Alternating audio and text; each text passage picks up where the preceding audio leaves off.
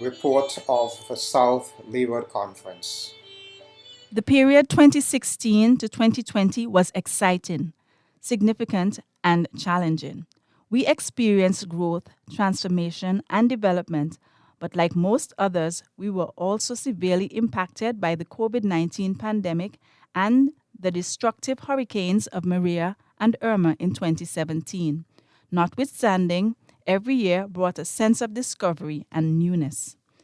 The period began with the Caribbean Union session of 2016 when, for the first time, the then South Leeward Mission moved from having 2 administrators to 3.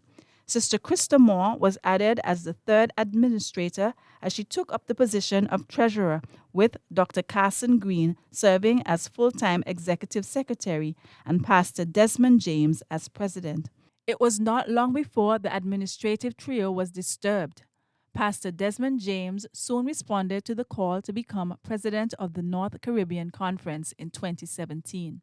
This led the Caribbean Union Executive Committee to appoint Dr. Carson Green as president, Dr. Wayne Knowles as executive secretary, and Sister Krista Moore remaining as treasurer.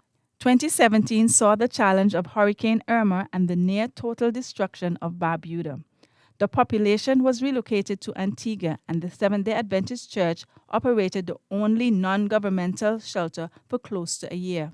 The church was also instrumental in the rebuilding process, and to God be the glory, we have a fully renovated, functional church building on Barbuda today. During this time, and notwithstanding the significant resources to assist the Barbudans, the churches across the territory were generous in their response to Dominica, who was hard hit by Hurricane Maria shortly after. St. Kitts and Montserrat were among the first to send food and money to Dominica. In 2018, more excitement rang out over Antigua as celebrations were held to commemorate the 130th celebrations of Adventism in the territory. The Gilbert's camping grounds were transformed to a heritage village. There was drama, singing, and preaching extended over a week of celebrations and a grand health fair. Perhaps, though, the most significant event of the quinquennium was the change of status from mission to conference in 2019. On the afternoon of May 1st, 2019, the Inter-American Division Administration, the Caribbean Union Administration and directors, government officials, delegates, and media gathered at the Parham Seventh-day Adventist Church to join in a ceremony which resulted in the birth of the South Leeward Conference.